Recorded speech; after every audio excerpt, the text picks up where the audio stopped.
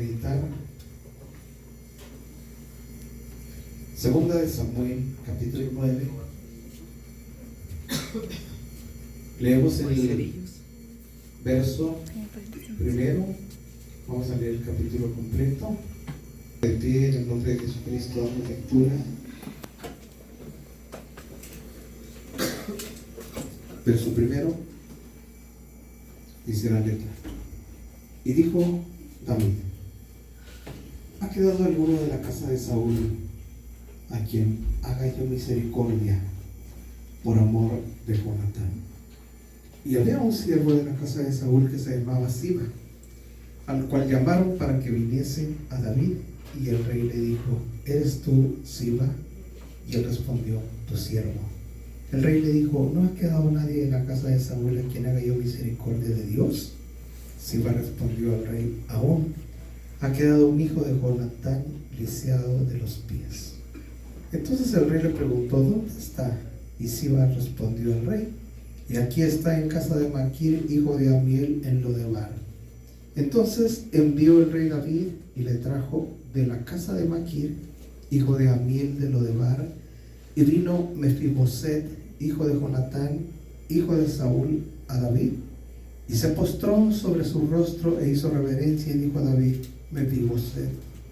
Y él respondió: he aquí tu siervo. Y le dijo David: no tengas temor, porque yo, dice, a la verdad haré contigo misericordia por amor de Jonatán tu padre, y te devolveré todas las tierras de Saúl tu padre, y tú comerás siempre a mi mesa. Y él, inclinándose, dijo: ¿quién es tu siervo, para que mires a un perro muerto como yo? Entonces el rey llamó a Siba, siervo de Saúl, y le dijo todo lo que fue de Saúl y de toda su casa yo lo he dado al hijo de tu señor. Tú pues le labrarás las tierras, tú con tus hijos y tus siervos, y almacenarás los frutos para que el hijo de tu señor tenga pan para comer. Pero Mefiboset, el hijo de tu señor, comerá siempre a mi mesa. Y tenía Siba 15 hijos y 20 siervos. Y respondió Siba al rey: conforme a todo lo que ha mandado mi señor el rey a su siervo, así lo hará tu siervo Mefiboset. Dijo el rey: comerá a mi mesa como uno de los hijos del rey. Amén. Vamos así.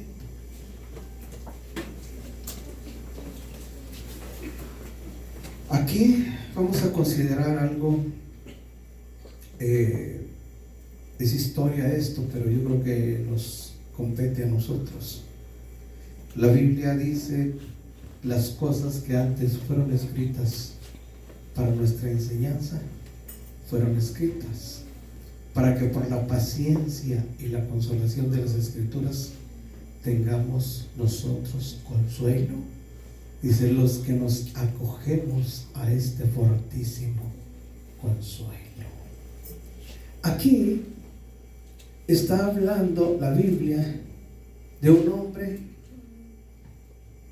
lisiado, de un hombre que vivía en una región donde vivían solamente los marginados, los que no tenían esperanza, los enfermos, los lisiados, los que eran, como dice el apóstol Pablo, una escoria de la sociedad. Lodebar se llamaba la región. Territorialmente hablando, Lodebar es una tierra bíblica en Galaad, es muy cercana al mar de Galilea. Se hace referencia a ella con el nombre de Debir. Este era un lugar sin condiciones para vivir dignamente o humanamente. Era severamente árida, por tanto era indispensable que diera frutos o que se pudiera criar animales. Un lugar inhóspito que servía de refugio a los marginados de la sociedad, los lisiados, perseguidos, los que habían perdido todos sus bienes, para quienes ya no podían aspirar a un futuro prometedor. Etimológicamente la palabra Lodebar significa lo, quiere decir no. Debar, palabra, no palabra. Un lugar tan desesperanzador que se creía que la palabra de Dios no llegaba. Sus infelices habitantes no tenían comunicación con el resto de Israel, menos con Dios.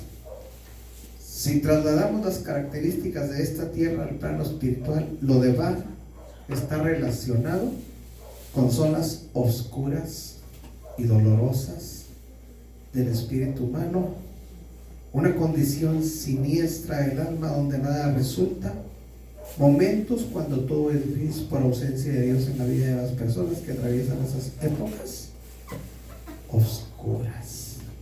Lo de Bar, una tierra sin palabra, sin esperanza, una tierra inhóspita, una tierra que no era una tierra donde se podía vivir dignamente. ¿Cómo la considera usted? Un lugar indigno para el ser humano.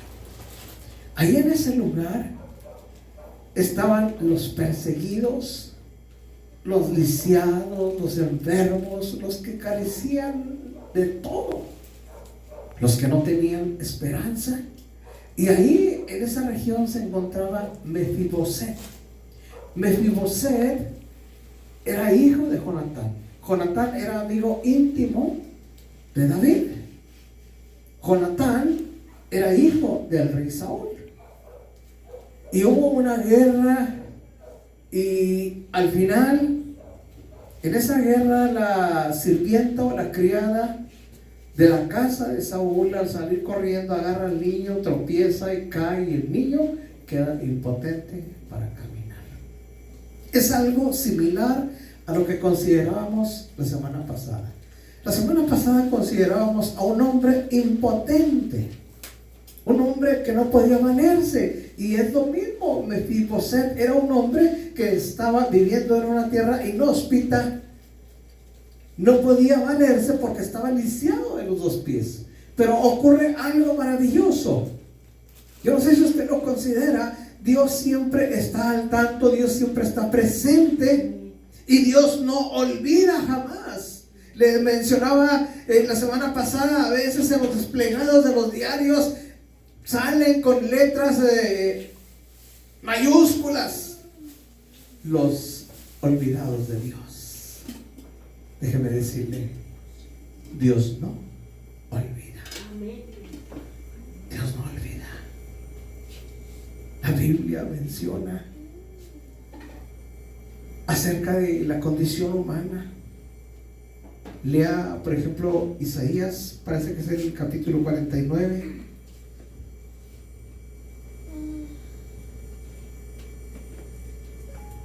A veces nos olvida la gente, las familias, o a veces olvidamos nosotros a alguien.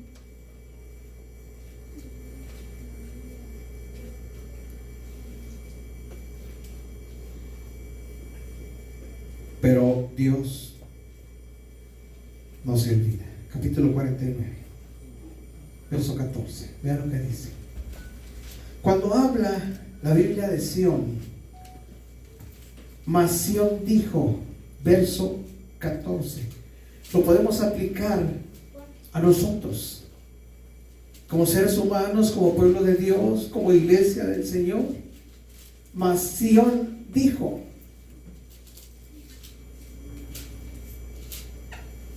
dejóme el Señor, y el Señor se olvidó ¿de quién? De mí. ¿Usted ha tenido esa sensación alguna vez? Yo creo que sí. Hemos tenido la sensación de que Dios no está con nosotros, de que Dios se ha olvidado de nosotros. Como aquel hombre que estaba ahí a la orilla del estanque de Bethesda, había perdido la esperanza. Llega Jesús y le dice, ¿quieres ser sano? Aquel hombre responde la realidad de las cosas: Señor, no tengo quien me meta en el estanque. Señor, no hay para mí esperanza. Señor, no hay para mí ayuda. Señor, ¿cómo le puedo hacer si no puedo valerme por mí mismo? En ocasiones nosotros nos sentimos quizá igual, desanimados, nos sentimos marginados. En este caso Israel dice: Sión dijo, dejóme el Señor. A veces pensamos que Dios está muy lejos de nosotros, que Dios se ha olvidado de nosotros. Esa es la condición humana, esa es nuestra reacción ante la adversidad, ante los problemas, que a veces no vemos solución, a veces no tenemos esperanza, entre comillas, porque sí la hay, pero no la vemos. Y dice el escritor bíblico: Sión dijo, dejóme el Señor, y mi Señor se olvidó de mí. Y luego Dios lanza una pregunta a través del profeta, y yo quiero que usted la considere, que usted la conteste. Dice: ¿se olvidará la mujer de lo que parió para dejar de compadecerse del hijo de su vientre? ¿Usted qué cree? ¿Se olvidará la mujer de lo que parió para dejar de compadecerse del hijo de su vientre? ¿Cuál es la respuesta? Pues la respuesta pudiera ser no. Pero la realidad es que sí. Hay algunas que sí se olvidan. Hemos visto en los desplegados en las noticias cómo encuentran a los niños abandonados en los contenedores de basura. Hemos visto diferentes casos donde las mujeres abandonan a sus hijos. Y el amor de madre, ¿verdad?, es algo parecido al amor de Dios. Pero hay ocasiones en que la mujer se olvida, y lo dice el Señor: y se olvidará la mujer de lo que parió para dejar de compadecerse del hijo de su vientre. Y luego dice: aunque se olviden ellas. Fíjese lo que dice el Señor: aunque se olviden ellas, ¿qué sucederá? Dice: yo no me olvidaré de ti. Alabado el nombre de Jesús. Yo no me olvidaré de ti, dice, porque he aquí, dice, que en las palmas te tengo esculpida, delante de mí están siempre tus muros. Alabado el nombre de Jesús. En las palmas nos dio el Señor grabado. Y usted puede decir: pero ¿qué tiene en las palmas el Señor? Ahí tiene las cicatrices, ahí tiene las huellas de los clavos que lo martirizaron por usted y por mí. Y basta con que el Señor vea sus manos y se acuerda de cada uno de nosotros. Entonces, hermano, como seres humanos, a veces nosotros mismos agarramos camino, perdemos el sentido de la vida. ¿Qué es el sentido de la vida? Lo voy a ilustrar para que usted comprenda qué es el sentido de la vida. Esta calle donde estamos ubicados tiene dos sentidos: norte a sur, sur a norte. Esta otra también, oriente a occidente, occidente a oriente, o de allá para acá, o de aquí para allá, como guste. El sentido de la vida es saber de dónde vengo, dónde estoy y hacia dónde me dirijo. Y a veces ni sabemos de dónde venimos, ni sabemos dónde estamos, y ni sabemos hacia dónde vamos. ¿De acuerdo? Entonces, ¿de dónde venimos? De una tierra inhóspita, de una tierra donde no hay esperanza, de una tierra donde viven los marginados, los lisiados, los impotentes, los enfermos, hablando en el sentido espiritual. Veníamos nosotros de esa tierra. David habla acerca de esa tierra, Salmo 40, y dice: resignadamente esperé en el Señor, y Él se inclinó a mí, escuchó mi clamor y me hizo sacar de un lago de miseria, del pozo de la desesperación, del lodo cenagoso. Y allá nos saca el Señor. Y hace un cambio maravilloso. Dice, luego nuestros pies, ya no en el fango, ya no en el pantano, puso nuestros pies sobre la peña. Y enderezó mis pasos. Dice, puso luego en mi boca canción nueva. Alabanza a nuestro Dios. El Señor hace una obra maravillosa. La vida de nosotros da un giro, no de 360, de 180 grados. Y del fango nos sacan, nos limpian, nos lavan, nos viste de ropas reales y nos pone sobre la peña. Alabado el nombre de Jesús. Ahí estábamos, en la tierra inhóspita, en la tierra que es solamente para los desesperanzados. Empezamos a caminar. Caminamos y caminamos y caminamos. Pero como seres humanos, a veces, y muchas veces, fallamos. Inclusive desviamos nuestra vista de Dios. Y lo más grave, a veces no solamente fallamos, no solamente desviamos nuestra vista de Dios, sino a veces hasta Dios sale de nuestro corazón, de nuestra persona. Cuando eso sucede, por ejemplo, si usted va caminando, camina, pero usted en lugar de fijarse por dónde va, usted se pone a caminar a ciegas, voltea hacia allá, hacia arriba y sigue caminando, camina y va a llegar un momento que usted no sabe ni dónde está. Perdió el sentido de la vida, perdió su rumbo.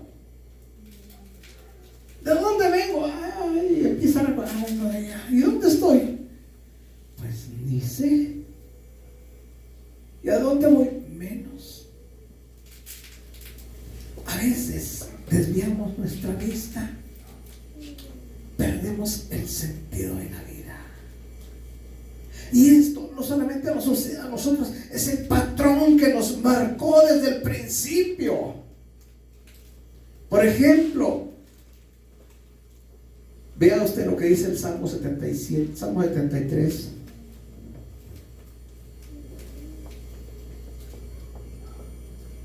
Libro de los Salmos,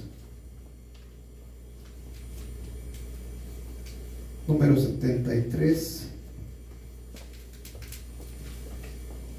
Es un salmo de un hombre de Dios. Salmo de Asaf. Asaf, el jefe de los cantores del templo que Salomón construyó en Jerusalén. Es como decir el director de la orquesta de la casa de Dios. Para llegar a ser el director de la orquesta de la casa de Dios se necesita mucho. Se necesita disposición, se necesita santidad, se necesita amar a Dios. Y este hombre tenía todo eso. Pero sucede algo en la vida de él. Dice el verso primero: ciertamente bueno es Dios. ¿A quién? A Israel. Dice: a los limpios de corazón. Mas yo, ya habla de su experiencia, casi se deslizaron mis pies. Y no está hablando de un desliz literal, sino está hablando de un deslizamiento de la gracia de Dios. Por poco, faltó poquito. Dice: por poco resbalaron mis pasos. Y vean la causa. En lugar de tener su vista en Dios, empieza a poner su vista en el humano, en los patrones que lo castigaban, que lo azotaban, que lo tenían como esclavo quizá. Dice: mas yo casi se deslizaron mis pies, por poco resbalaron mis pasos. Verso 3 dice: porque tuve, ¿qué tuvo? ¿Envidia de quién? De los insensatos, viendo la prosperidad de los impíos. Ahí está una de las cosas que movió a este hombre. Este hombre quería tener lo que los impíos tenían. ¿Qué es lo que tenían? Tenían dinero, tenían poder, tenían posesiones. Ellos no tenían que trabajar, y llega la envidia a este hombre de Dios. consideremos todo esto. A veces pensamos, yo no. Todo esto nos puede llegar. Le llegó a este hombre, que no era un hombre común. Era un hombre de Dios escogido al servicio de la casa de Dios. Y dice, tuve envidia de los insensatos viendo la prosperidad de los impíos, porque no hay ataduras para su muerte, ante su fortaleza está entera. No están ellos en el trabajo humano, ni son azotados con los otros hombres, por tanto soberbia los corona. Se cubren de vestido de violencia, sus ojos están salidos de huesos, logran con creces los antojos del corazón. Más adelante dice, verso 12, he aquí estos impíos sin ser turbados del mundo alcanzaron riquezas. Verso 13, ve lo que dice, hasta dónde llegó.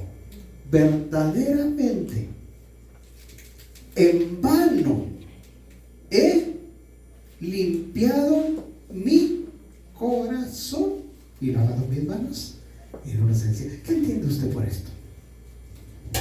Verdaderamente en vano he limpiado mis manos y lavado mi corazón. He limpiado mi corazón y lavado mis manos en inocencia. ¿Qué entiende usted por esto? ¿Qué le sucedió a este hombre? Como no se dice,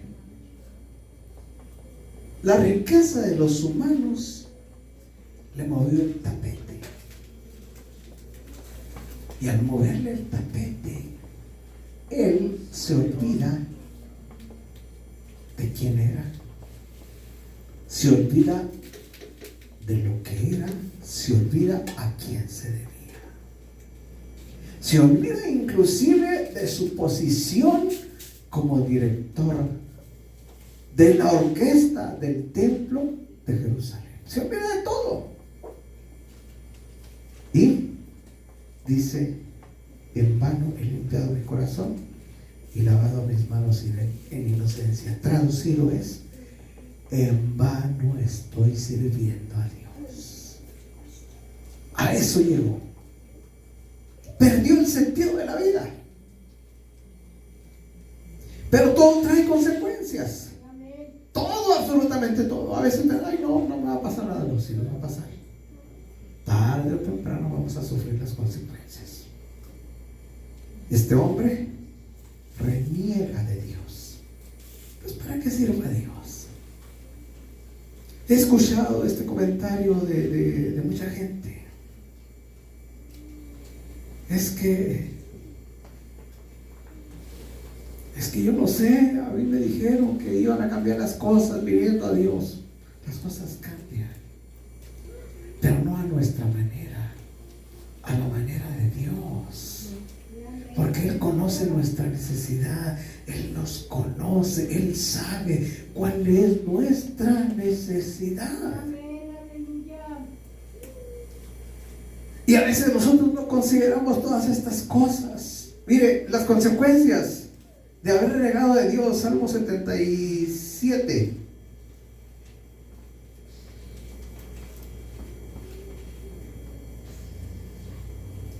Es otra vez el Salmo de Asaf, verso primero, dice, con mi voz clamé a Dios. Él se puso en oración. A Dios clamé, y la expresión no dice, Él me escuchó. Dice, Él me escuchará. Al Señor busqué en el día de mi angustia. Mi mal corría de noche y no cesaba. Mi alma rehusaba consuelo. Acordábame de Dios y gritaba, quejábame y desmayaba mi espíritu. Tenía los párpados de mis ojos. Estaba yo quebrantado y no hablaba. Consideraba los días desde el principio, los años de la antigüedad. Acordábame de las canciones de noche, meditaba con mi corazón y mi espíritu inquiría. ¿Desechará el Señor para siempre? Se sentía desechado este hombre y no volverá más a amar. ¿Has acabado para siempre su misericordia? ¿Has acabado la palabra suya para generación y generación? ¿Ha olvidado a Dios en tener misericordia? ¿Ha ensalado con ira sus piedades? Todo esto estaba experimentando este hombre. Se sentía desechado. Clamaba a Dios y él sentía que Dios no le escuchaba. estaba Asaf en un estado de depresión tremendo. No dormía, no se bañaba, no comía. Se la pasaba solamente lamentándose. Todo esto le vino por haber dicho: en vano he limpiado mi corazón, en vano he lavado mis manos en inocencia, y vean las consecuencias. Cae en un estado de depresión tremendo. Y ahí, en esa condición, en esa depresión tremenda en la cual se encuentra este hombre, Dios no se olvida de él. Nunca se olvida. Nuestro Dios es tan grande, maravilloso, que nos tiene presentes en este momento a cada uno de los 7.500 millones de habitantes que habitamos el planeta. Nos tiene presentes a nosotros y nos tiene presentes a todos los que han sido desde que la tierra fue creada. Es maravilloso nuestro Dios. Y ese Dios maravilloso considera a Asaf, y Asaf se la lleva por lamento, por lamento. Como a veces nos lamentamos: ay, el día no voy a ir allí porque nadie me saluda, nadie me quiere y Dios me hace caso. Ay, nos la pasamos lloriqueando. Es que ya voy ahí porque ahí no me dan la oportunidad de cantar. Es que ya no voy por esto. Es que puras quejas, puros lamentos. A esos deberíamos de cambiarnos el nombre y ponerlo mejor Jeremías. Puros lamentos, puro lloriqueo. Es que esto no me gusta, es que esto tampoco, y es que estoy ya, cuando me lo piensa ya está llorando, derramando lágrimas. Asaf llegó a esa condición, pero Dios ahí estaba presente. Ahí estaba presente. Y Dios hace reaccionar a este hombre. Vea lo que dice. Verso 9. ¿Ha olvidado Dios en tener misericordia? ¿Ha encerrado con ira sus piedades? Y luego el verso 10 ya le da un giro a todo el asunto. Y a veces podemos decir: es que reaccione. No. Nosotros humanamente no podemos nada. Estamos como el hombre que estaba ahí a un lado del estanque. Estamos como Mefiboset, impotentes. No podemos valernos por nosotros mismos. Si hemos llegado hasta donde hemos llegado, es por la misericordia de Dios. Este hombre, Dios lo hace reaccionar. Como que le da así un garnuchito en la oreja, así. Reacciona. Y vea el verso 10. Y dije, ¿qué dijo? Enfermedad. ¿De quién? Mía es esta. Traeré pues a la memoria los años de la diestra del Altísimo. En lugar de estar llorando, en lugar de estar, se acabaron las misericordias de Dios, en lugar de estar diciendo: al Señor clamé y el Señor me escuchará, ahorita no me escucha, Dios le dice: mejor dame alabanza, mejor dame gloria, mejor acuérdate cuando la mar se partió y pasó el pueblo de Israel por tierra seca. Acuérdate cuando la peña fue herida y empezó a brotar agua. Acuérdate cuando el pueblo fue alimentado con el maná que cayó del cielo. Acuérdate cómo puse en derrota batida a todos los enemigos. Acuérdate de las maravillas del Señor. No estés lamentándote. Acuérdate y dale honra y gloria al que todo lo puede.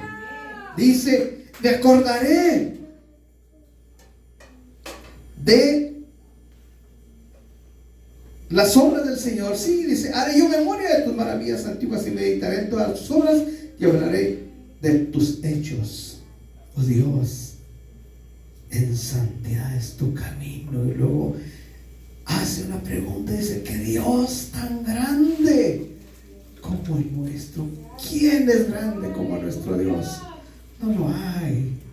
Él es único, Él es absoluto, Él es el Rey, el eterno, el que todo lo puede, el amo, el Rey de reyes, Señor de señores. Él es, hermano, el que tiene la esperanza, la solución para cualquier problema que nosotros podamos tener. Entonces, aquí está el ejemplo de un hombre que pierde el rumbo, pierde el sentido de la vida y solito va y se mete a lo de barro. Porque hasta eso, por ejemplo, un pecado, vamos a decir un pecado de adulterio, el hombre culpa a la mujer y la mujer al hombre y se busca un culpable y nadie es culpable de nada. Cada uno de nosotros somos culpables de nuestras acciones. Nadie nos empuja. Solitos vamos, dice Salomón. El que comete adulterio va como el buey al degolladero.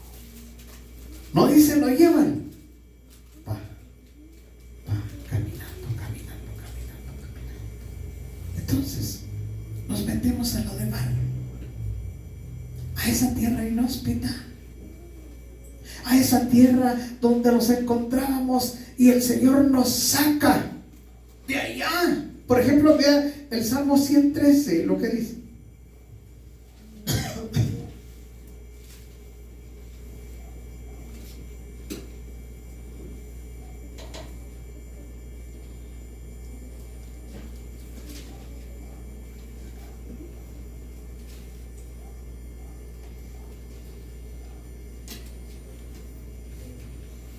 Dice, verso 5. Es una pregunta que hace el salmista. Dice, ¿quién como el Señor nuestro Dios, que ha enaltecido su habitación, que se humilla a mirar en el cielo y en la tierra? Él levanta del polvo al pobre y al menesteroso, alza ¿de dónde? Del estiércol. Ahí estábamos. Él levanta del polvo al pobre, dice otra versión, y al menesteroso lo saca del estercolero. ¿Para qué? Dice, para hacerlos sentar con los príncipes de su pueblo. Alabado el nombre del Señor. Tenemos una posición de privilegio. Y volviendo al punto donde empezamos con Mefiboset. Mefiboset estaba lisiado. Era un hombre impotente para caminar, al igual que el paralítico, al igual que muchos, al igual que usted, al igual que yo. No podíamos por nosotros mismos encontrar solución a nuestra necesidad. No podíamos por nosotros mismos valernos para salir de esa condición en la cual nos encontrábamos. Yo lo recuerdo en mi experiencia personal. Yo no podía nada, ni dejar de fumar, ni dejar de decir malas palabras, ni dejar de andar allá en esa tierra inhóspita. No podía. Quise dejar de fumar y dejaba de fumar, pero quizá 1 hora, 2 horas, a las 2 horas ya estaba otra vez. Intento tras intento y no se pudo. ¿Por qué? Porque yo estaba imposibilitado, era impotente, no podía valerme. Tenía que venir alguien para sacarme de esa inmundicia en la cual me encontraba. Tenía que venir alguien para darme paz, para darme suerte, para darme esperanza entre los santificados. Tenía alguien que venir para darme su mano y sacarme de ese lago de miseria en el cual se encontraba mi vida. Tenía que venir alguien para dar su vida en rescate por mí. Alabado el nombre de Jesús. Alabado el Señor que vino y entregó su vida por mí. Mefiboset estaba imposibilitado, pero el rey lo mandó llamar. Basiba y le dice: Mefiboset, el rey te manda llamar.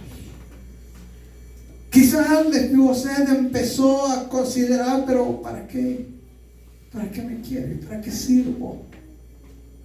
Y se presenta ante el rey y le dice: ¿qué es lo que quieres conmigo? ¿Por qué me llamas?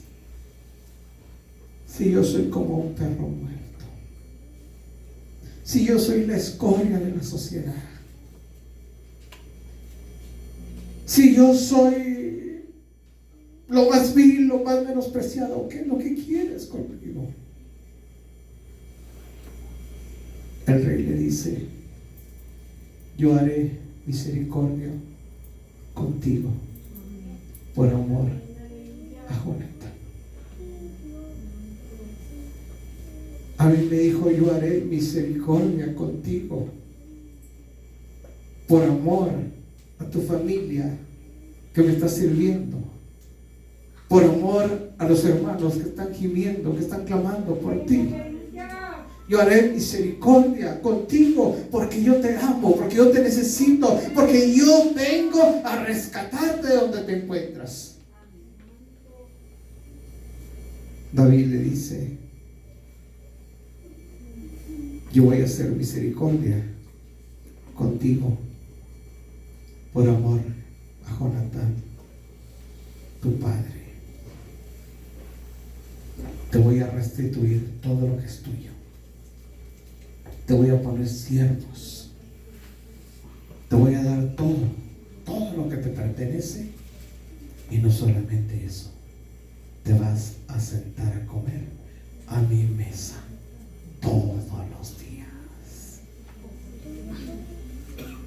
¿Qué sería lo que aquel hombre experimentó? Yo creo, hermano, que fue un momento de felicidad indescriptible. Después de estar en una condición de miseria, el rey lo manda a llamar y lo sienta a su mesa. No hay cosa más maravillosa que el rey nos mande llamar. No hay cosa más hermosa que el rey vaya especialmente por nosotros y nos saque de esa tierra inhóspita. No hay cosa más hermosa que saber que somos uno más de los elegidos de Dios. Porque somos elegidos de Dios. Él nos eligió, Él nos escogió. Y no por nuestras propuestas, nosotros no propusimos nada, no fuimos como los candidatos de algún partido, no. ¿Sabe por qué nos eligió? Solamente por amor, porque nos ama, porque nos ama. Y como lo dice el profeta, dice: yo te he amado con amor eterno. Por tanto, dice, te prolongué mi misericordia, te soporté con misericordia. Y